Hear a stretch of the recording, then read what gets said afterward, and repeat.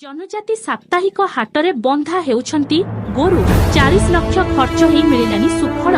सेमिरिकुड़ा block अधीनस्थ दुधारी पंचायत दुधारी गाँ निकटरे प्राय 10 लाख टंकारे निर्माण करा जायथिला साप्ताहिक जनजाति हाट। उद्देश्य थिला पंचायत तथा आखपाख अंचल लोके निज उत्पादित सामग्री एही हाटरे बिक्री करिवे। हेले एठारे एबे गाई बंधा जाउथिबा देखिबाकू मिलिछि। एठारे लागिथिबा सूचना फलक अनुसारे गत वर्ष मे मासरे हाटर उन्नतीकरण लागि खर्च होइथिला 10 लाख।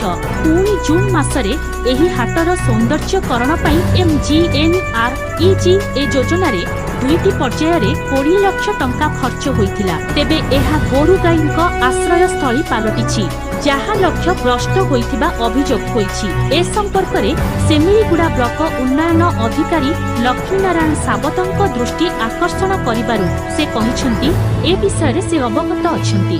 शीघ्र ही संपृक्त पंचायतर सरपंच और पंचायत अधिकारी सहित ए संपर्करे आलोचना करी एहाकु कार्यक्षम करिबाकु चेष्टा करुछि। तेबे वीडियो केबे एहाकु कार्यक्षम करुछंती समय ही कहिबो। बाबुला फिल्म को रिपोर्ट कोरापुट प्रथम खबर।